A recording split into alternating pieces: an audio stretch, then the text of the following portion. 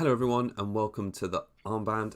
Today we're going to be previewing FPL Gameweek 33. It's a big double, it's a juicy one. There's 4 teams doubling this game week, so we've got lots to talk about. Hello Kieran, how are you? All good, how are you? Yeah, I'm good. Have you seen I've been doing YouTube Shorts now? Yeah, I was just like proud of you for getting that going because I know. I've not been involved. I know, I was like, right, I'm finally going to give it a try, and if you've not already watched them, go easy on me. But yeah, I thought it's been quite good. The views have been there, so no, I was quite pleased Yeah, about indeed. that. I'm trying to dial it Sure. up before the end of the season, do a few things differently. So yeah, we'll see how that goes. So all right, on to more pressing matters. What we'll do is we'll do the review first for last game week, and then obviously talk about actually it's still in progress. We've got Newcastle against Crystal Palace tonight. A little bit of a preview of the double game week, and yeah, any questions? Hi Cortex already in the chat. Right, Keith, you can Nice. lead. You can lead. Okay, yeah, 53 points so far. Obviously got the triple Pope, Murphy and Isak to go tonight. Oh, well, actually, obviously Palace players are playing as well, aren't they? Yeah, so Glasner, Mateta and Sarr still. Hopefully some goals would be nice for Glasner, and just, obviously the 2 points against City. It started and looked really good at the 2-0, and just thinking, oh my god, this is going to be a huge haul. But yeah, it turned out not so great. But yeah, Concert with the clean sheet was nice. Vardiol 1 point, not great. I bought in Kivior for Gabriel as well for my second free transfer. Not great, but I'm kind of glad to at least have him in for the double coming up, hopefully. Yeah, Palmer return, like, didn't do much else. No. He's just he's slowly dwindling out of the season, really, it seems like. Yeah, Salah return, fine. Marmoush return, yeah, Isak return. So most of my players did return. Like, I got the benching decisions right. Yeah. So yeah, overall happy enough, and tonight hopefully shouldn't hurt me too much, and hopefully there's some points to gain with Glasner. So yeah, hopefully Munoz gets no returns. That's the one I'm really scared about. So yeah, you're on a slight green arrow, right, as well? Yeah, I think it was. I'm actually not even sure, but I'm up to 42k. I think I was roughly like 47-ish last week, so it's green so far. But we'll see time. Same as you. I just brought up my team now. I think the Glasner thing was going so well at 2-0, and then they had a chance for 3-0. It was just slightly offside. I think it was Kamada for Palace gave away a free kick. De Bruyne scored, and then there was just like a mad 5 minutes where they let in 2.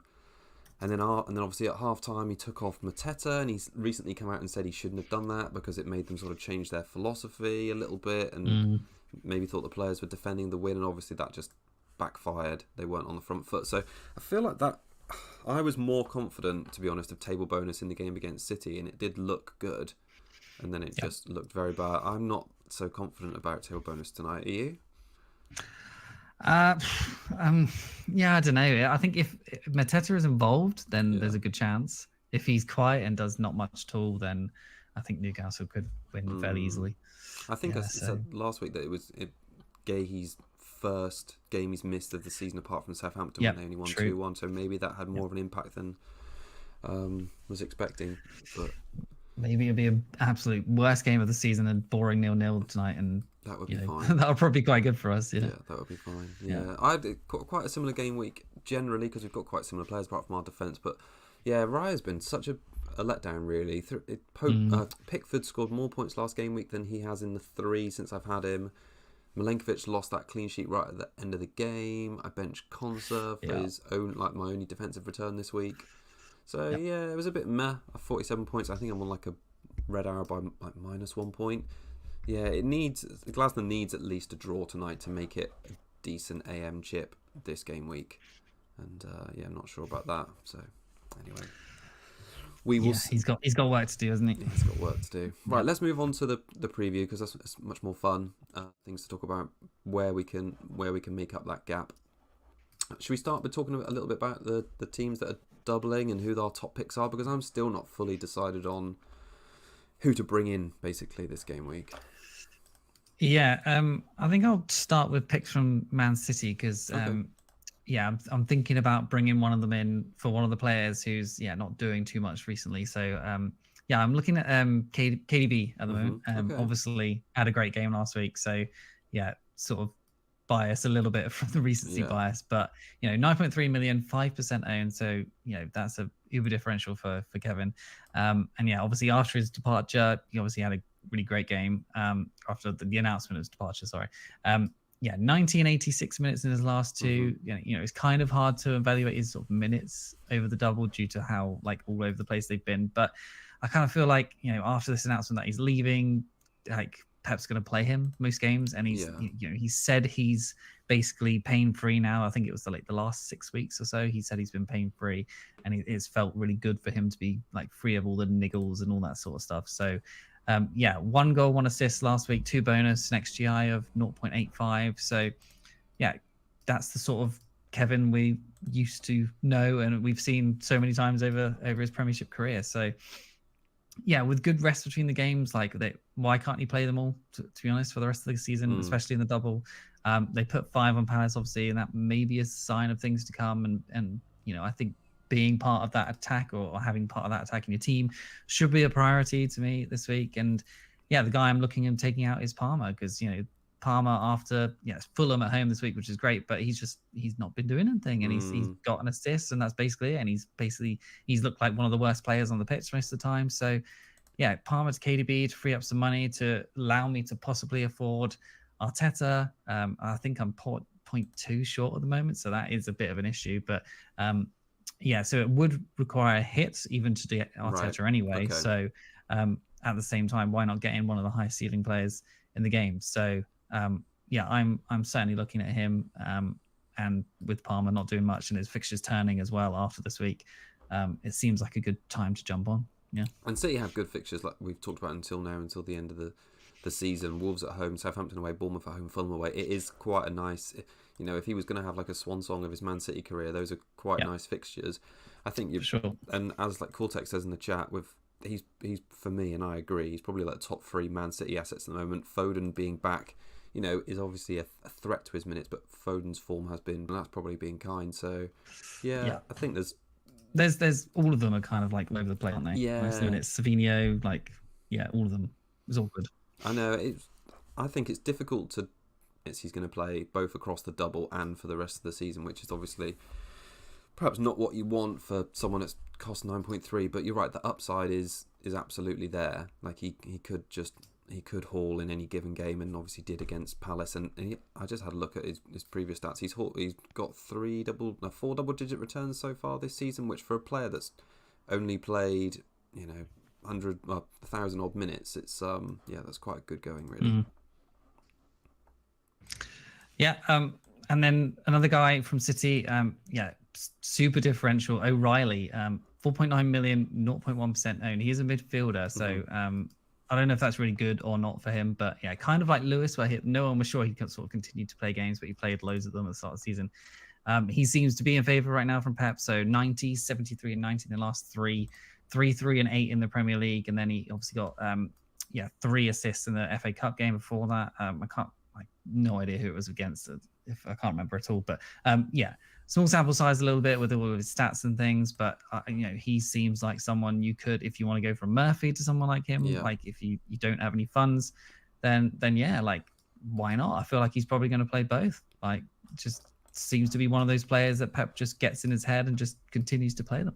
It's such a shame he's like reverse OOP, like you're paying for a midfielder and you're not getting those clean sheet points, but you're right, he has been quite attacking, to be honest.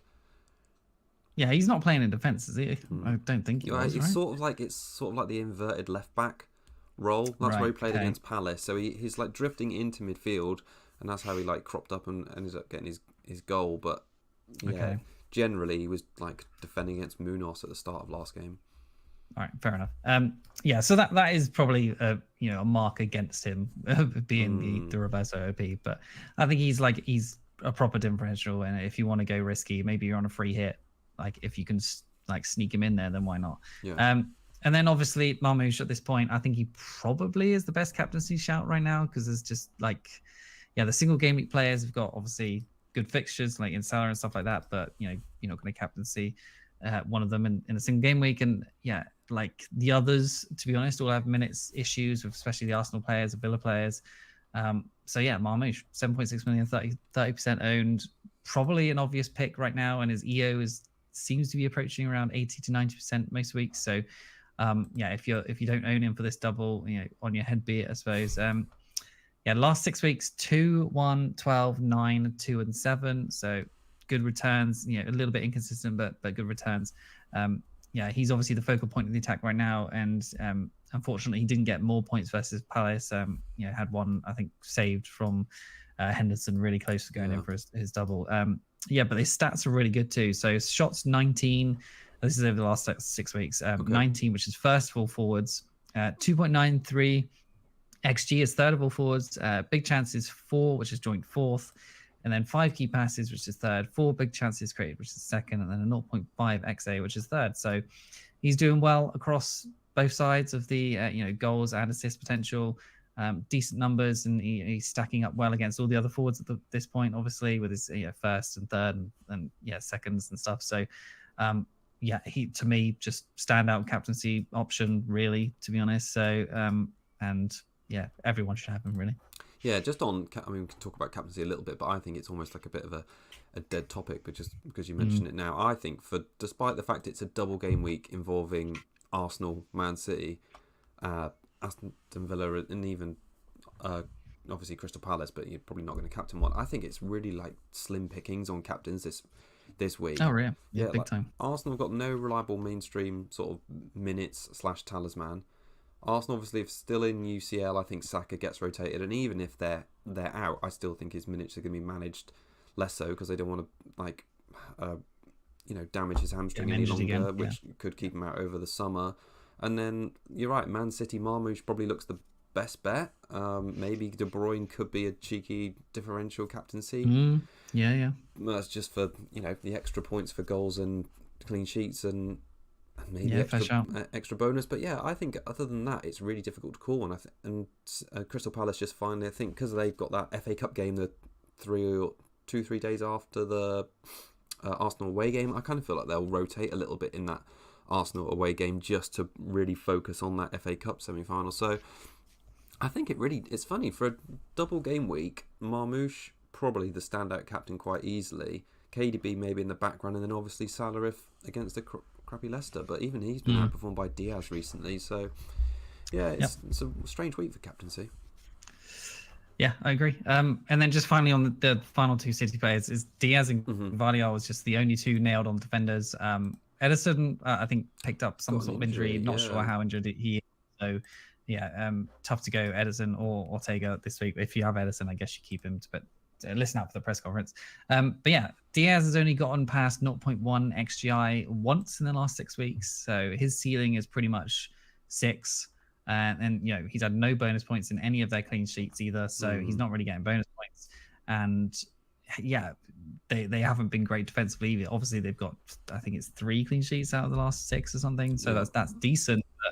But Villa game doesn't seem great for a clean sheet. And then Everton, is your banker. So 6, maybe 8 across the week tops for Diaz. And then Vardiol, like his attacking threat is completely dried up, like completely. He's not in the top 10 shots, big chances, XG, key passes, big chances created, or XA. So he's basically doing shite on all of the attacking matches. He's usually in the top 1, 3, like top 5 at least.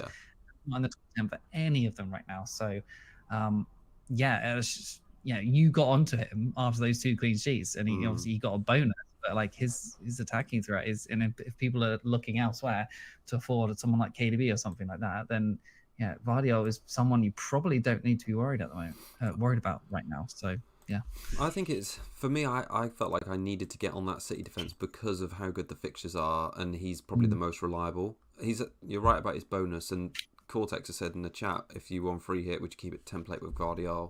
I think I probably, if I had the money, I probably would, just to cover that ownership. Yeah, I think so. But then, the City fixtures are good until the end of the season, and he's probably the most nailed on pick, especially now Ederson's out. But yeah, he is expensive for what he's potentially going to give you at the minute. Yeah, so clearly Pep's like tweets something where he's had to be more defensive. I guess that's probably because O'Reilly's playing and Nunes and stuff like that. But there's no saying that he can't tweak it back so that he gets to be the one that's attacking. And yeah, I'd rather be on the side of owning him they're not. I feel like he's just easy to get to. Most people have the budget at this point, and there doesn't really seem to be a reason not to get him. But like I said, you maybe don't have to be as worried as you have been before. No. So yeah, I like it. All right, so if you were going to rank your top 3 City assets for this game week, then would you sort of fall on Marmoush? Yeah, so it's Marmoush, KDB closely behind, I guess, assuming he gets both games, which I think he will. Yeah. He should have good minutes, and then it's probably Vardiol after that. Yeah, nice. All right, let's talk about pop music. No, let's talk about Aston Villa next. Another double game week. I think it's difficult to judge them, especially now they're out of the Champions League, because I think a lot of their focus is like City, who both of the teams are going to blank in 34 because they've got FA Cup that weekend. That second game I think is really hard to call. But Aston Villa played so well against PSG last night, unlucky not to come back. They're going to be desperate to get back in the Champions League this season. So I think they're still fully focused from between now and the end of the season to make sure they get back in it. So I think picking the right players this week are ones you can keep in your team long term until game week 38, and you'd almost want to play them week in, week out, especially if they have this game week 36 double, which I think relies on a few things happening. But yeah, I'd say the fixtures are kind of mixed at the same time. They're definitely not easy. No, definitely not easy. Yeah. But I'd look at a game like the one against Newcastle. I honestly think they're going to keep it really tight. It could even be a clean sheet Villa because of how important that game specifically is this to them for Champions League. Just like taking points off a rival, and maybe even the City game as well. So it's a really big couple of games for Aston Villa. I think the ones after that are not too bad. Fulham at home, I think, too inconsistent. Bournemouth away haven't been that great recently. Spurs and Man United to end the season. I mean, you couldn't wish to play against worse defences. So yes, true. Yeah, good point. Yeah, but I think taking points off the next two of their rivals will be really important.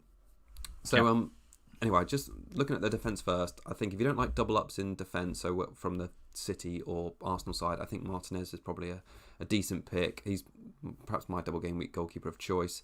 He's nailed. Villa have the 7th best defence in the league over the last 6, and over the season they're the 3rd best for expected goals conceded at home. I kind of think, like I mentioned a minute ago, there's a good chance of a clean sheet against Newcastle, and save points against City would take him, maybe somewhere towards like a 9-pointer. That seems fine, but he's quite expensive. So if you aren't looking to spend that much, and your defence isn't already packed with Saliba, Gvardiol and Munoz, who obviously are probably the 3 top defensive picks this game week and long term, Konsa seems like a good option at 4.4 million still. He's only been rested once this season, which was a couple game weeks ago against Forest, which obviously worried us. He's got little attacking threat as displayed in the game against PSG, and at 4.4 million still, I'm surprised he hasn't gone up. He's just like a nice hold from here until the end of the season, especially considering Villa have kept 3 clean sheets in the last 4, and in that time he's picked up 2 bonus in the away games against Brentford and Southampton. So like we mentioned, I kind of fancy a low scoring or a clean sheet against Newcastle, and then Fulham, Bournemouth, Spurs and Man United, maybe another clean sheet in there somewhere. So yeah, I don't mind the Villa defence. And then attack, this is a tricky one for me because I feel like I want to get a Villa attacking asset this week, maybe 2, because of the potential of having a double-double, and then trying to choose 2 from 4, those 4 being Rodgers, Asensio, Rashford and Watkins, is actually really difficult. So I started out by having a look since game week 25, which is essentially when Asensio and Rashford had their first starts in that home game against Ipswich. So Rodgers actually smashes them all for minutes. He's had 700, Watkins the next most with 529, and then Asensio and Rashford are in the 300s each. So Rodgers had, roughly twice the amount of minutes that Rashford has.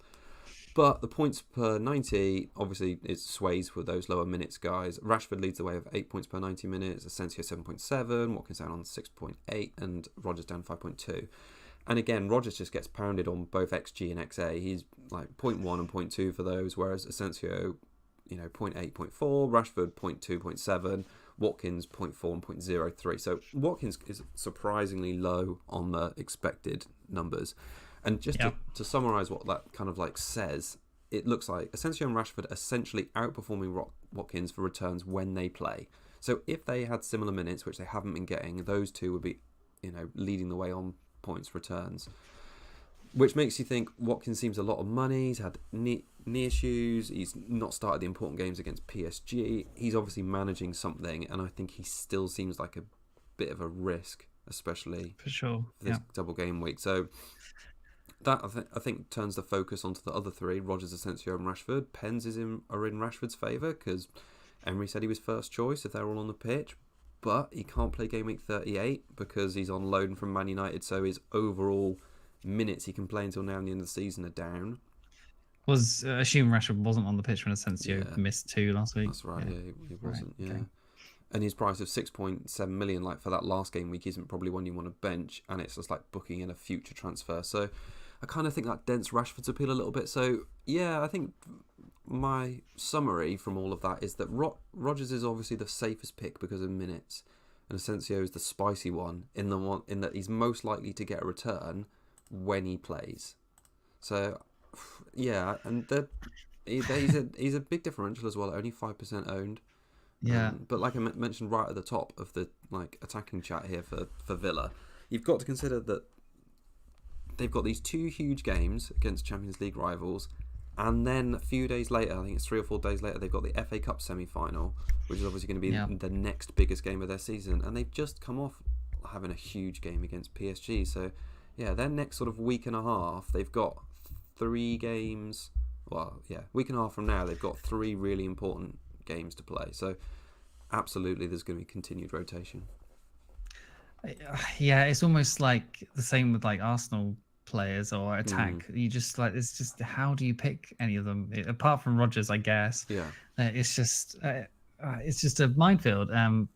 So yeah, it would be nice to just go Asensio or Rashford, but like the minutes are just so bad. And when it's a double and just like everyone around you has these sort of players, and someone else has probably gone for Rodgers, and you're just like, you've got Rashford who's like benched for 1 game. It's just like, that's just an absolute nightmare on a double, and especially when you're doing bench boosts and people are using free hits and just like that, you can't really have that, can you? So I don't know, Rodgers, it's such a nightmare because like he's just a bit of a troll as well, isn't he? Just like when he's not in the team and he's getting points, and when he is, he's doing nothing. And this kind of feels like one of these times where you should gamble on that second guy, that Rashford or Asensio, but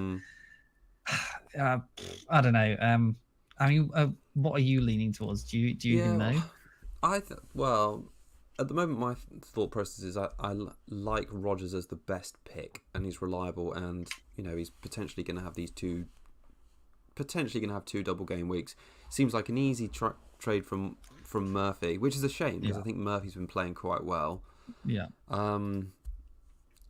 So Rodgers he seems like the safe pick. I think Asensio's the slightly, for me, more exciting pick than Rashford, because you think like Rashford is a transfer out ahead of game week 38, and he's 6.8 million is a lot to tie up in a player that hasn't got great minutes. If he was Rodgers' price, you'd probably be a bit more accepting of it. Are you even going to be like doing much else with transfers at that point? You kind of just have a free hit to just kind of like take Rashford out for whoever on the last game of the season, Maybe. Yeah, and even though I said I expect them to do well against Newcastle, I still think this is a difficult game week for them. Like I don't expect them to score, maybe two goals this game week in total. Yeah, like in my team, I could keep Palmer. And then I could just move Murphy to like Rodgers and just but I'm looking at possibly not even having any like Villa attack, and I don't think their attack this week is nailed on to do much really. Like Newcastle home, Man City away, like it doesn't scream tons of goals like you said. So yeah, I don't know. I think maybe they're sort of a trappy team this week, possibly.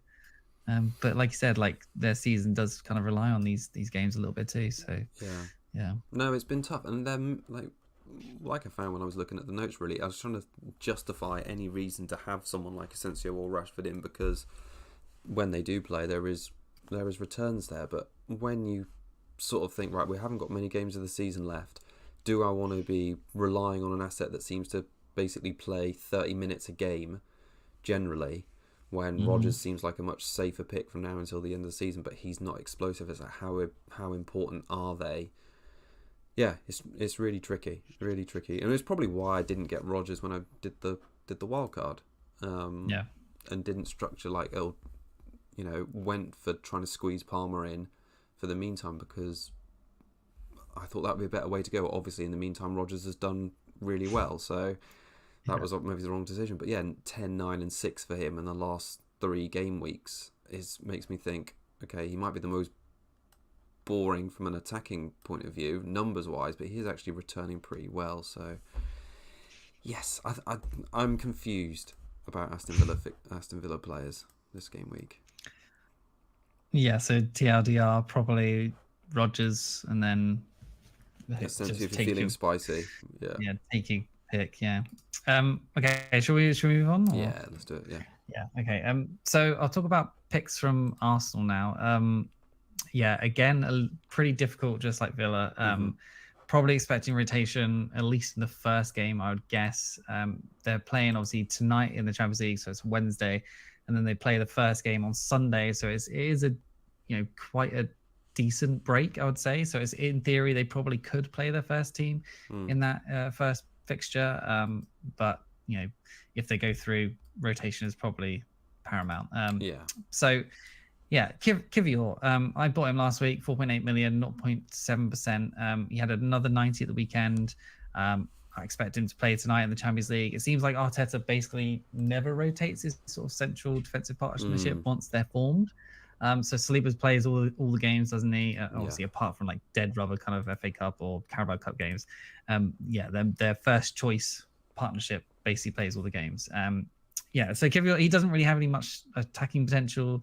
As like the games he's played, he's only passed XGI of 0.1 once. So, like with Diaz, his floor is pretty much, I guess his ceiling is actually 6 points. But his floor or his ceiling comes at a cheaper cost with better double game week fixtures, I think. So, Kivior, he has. I think last season he did get a few attacking returns when he was in the team. So. We have seen it where he can get something. So he could be a double game with hero at 0.7% owned. I think he plays both games. Cheap way into defense, especially for me. So I like him as a pick. What do you think of him? Do you think he's good? Or? Yeah, I think for 4.8 million, it doesn't seem like he's going anywhere anytime soon. And he's played both league games. I don't think Arteta's going to change him now until the end of the season. Yeah, and I think I saw someone on Twitter. I don't know if this is right, but Madrid obviously talking about like 90 minutes at the Bernabeu is a long time and all that stuff. And I think I saw someone say that like Arsenal haven't conceded 3 goals in a game in like something like 87 plus fixtures or something like that. Okay. So so it doesn't seem like they're going to go out or anything. They're going to get beaten by Madrid. That like stranger things have happened, but. Yeah, so the fixtures at the weekend, they seem like good fixtures. Ipswich away, Crystal Palace at home. There's a chance of at least 1 clean sheet there, and anything else from the next one. So yeah, good. And then Trossard, 6.7 million, 3% owned now, so differential as well. This surprised me when I was looking at it. Since game week 15, he started 14 out of the 16 games. So wasn't expecting that. He does not appear to be like kind of first choice right now for like Champions League anyway. So it stands to reason that he would start both in the double. But is he even worth getting anyway? So like the last 6 weeks, he's had 1 return, which is 1 goal. And then in the last 12 weeks, he's had 4 returns, there's 2 goals, 2 assists. And then kind of like with Vardy and all those sort of people, he's not in the top 10 for shots, big chances, XG, key passes, XA, or big chances created for the mids at the moment. So yeah, not great. Hub point prediction has him at 9.1 for the double, and that's lower than basically all of the Arsenal picks. Oh, really? Okay. He's lower than Saka, he's lower than Saliba, he's lower than Kivior. It's lower than Raya. Like that's not good, is it? No. So, but it seems like he probably will start both. So there's that. You might get lucky, but yeah, I don't know. Martinelli, 6.5 million, 2.3% owned. Top predicted Arsenal point scorer for the double on Hub at 10.2, really? Which again surprises me. I guess they're assuming that Saka gets recently.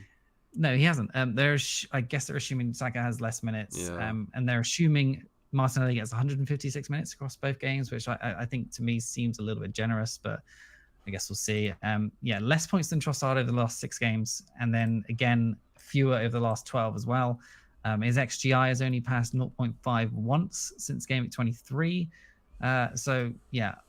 stats otherwise not really worth getting. I don't think I can't really see any reason to get onto him really other than just a differential, and I'm hoping for the best that he plays both, which I think Trossard and him are sort of like competing for position anyway, aren't they? So yeah, it's really hard to go for anyone. Like I'm not going to talk about Saka because we just assume he'll play. We think if he gets 90 tonight, is that good? I don't know. Does that mean he's going to get rested? If he plays 60 tonight, does that mean he's ready to start the game of the Premiership? I just think it's. I just think he's just. It's hard to call his minutes in the double. Like look at since he's come back 24, 45, 27. If they go through, there's no way he's playing anywhere near 180 minutes in the double. Nowhere near. And that's the biggest indicator of all that. Like he started the game against Real Madrid, and then he's not played in the Premiership. So just we know they're not going for the title anymore. We know that's basically gone. Yeah, he is just their most important player. Like basically all the top players last week got rotated, like Odegaard and Marino even got benched, and like did Sleeper play, didn't he? But the top sort of attacking players like got benched. So I just had a look at quickly on the rest thing actually before we move on. So I just had a look at the date. So the 29th is when the semi-final would be if they get through, which is 7 days after the Crystal Palace game and 4 days before Bournemouth. So they're going to have Bournemouth at home around it. So I just think he's too important if they get through to be like risked a lot in either of those two games and even the Bournemouth game. Yeah, which makes him on paper, he looks like the stand-up captain, but probably not, right? Is he even worth even vicing this week? I don't think so, to be honest. Not. So, yeah, I can see him getting maybe like 90 across both, maybe 100, 120, maybe. One of the games, I imagine for fitness, he'd probably play one game 60 and then one game maybe he's off the bench against Ipswich and Crystal Palace he plays 60. And then he's got a week's rest, maybe something like that. I think that makes sense. Yeah, and then just for us, like people with AM left assistant manager, 1.5 million. He's 9% owned at the moment, which is fairly high, I suppose. Highest predicted manager for the double game week on 15 points prediction. Of the 4 managers of doubles, only one game could be a double. Could be a table planner, which is Glasner versus Arsenal. So there isn't I don't think there's a huge pull to go for risky for table bonus this week because there is only one, and that's like Glasner versus Arsenal away, which is not a great option. So Arteta is the safest floor in 2 good fixtures. The Palace game I think should be a first team outing, so the points should at least be flowing. You should be getting some goals. Rice on the free kicks now. Odegaard in there, Saka hopefully playing 60. And that seems like a good option for people going with AM. 10 to 12 points, 15 points predicted. Like that seems fine, I think, for 2 games for Arteta. What do you think? Yeah, it's really difficult at AM, and maybe I'll feel differently. He's expensive, that's for sure. He's expensive, and I think it's just making another transfer for a player. Like I've only got 1 free transfer this week. Have you got 1 or 2? Yeah, I've got 1, and I've been debating taking a -8.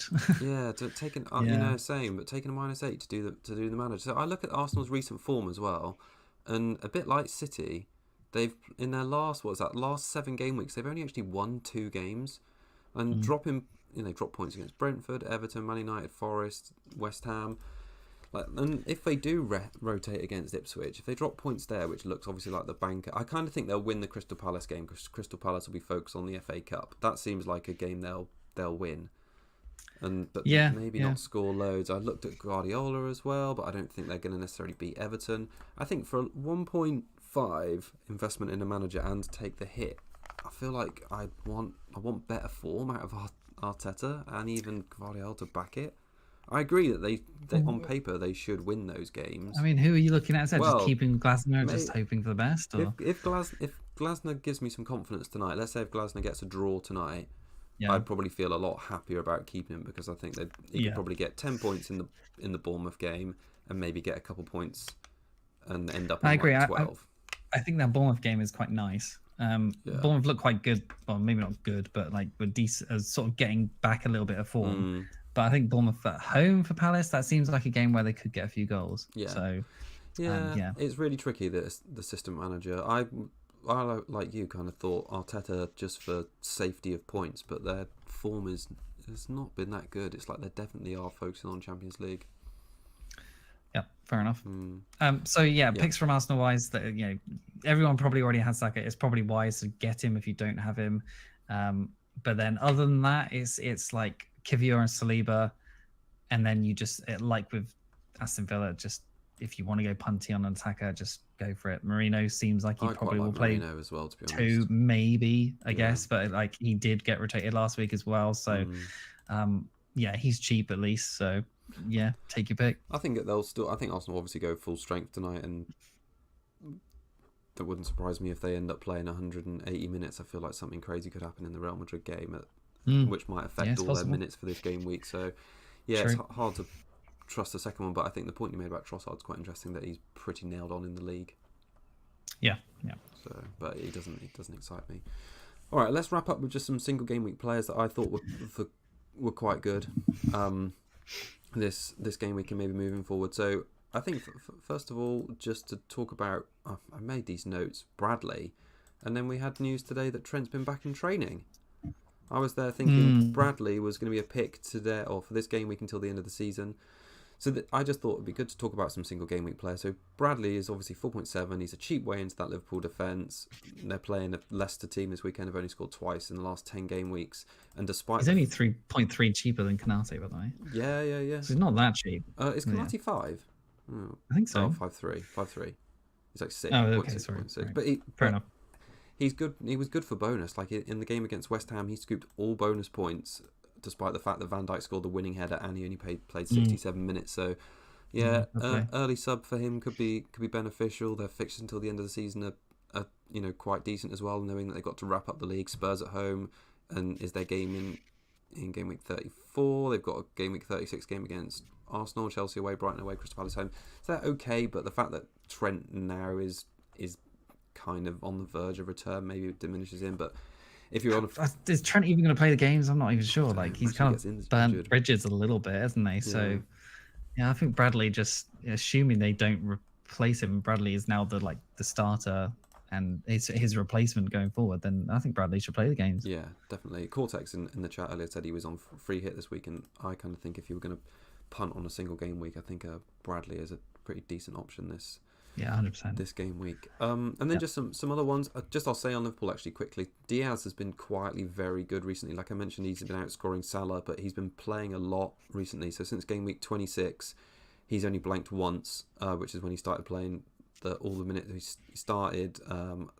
5 out of those last 6 games, and he's returned in 5 out of the last 6 games as well. 9-6, 9-6, 8 and 3. So pretty decent returns. And again on a free hit, if you were looking to be spicy, then that Leicester game week, or the Leicester game is obviously there for him to try and do well in again. But I think Salah hasn't had an open play goal for like 8 games now. Yeah. So if you wanted to go spicy and just maybe don't even pick Salah, just go Diaz. Go Diaz. Yeah. No, I was surprised he's kind of like rekindled that form, and even before he missed a game, he had a 12-pointer against Wolves. So yeah, he's been quietly doing well recently.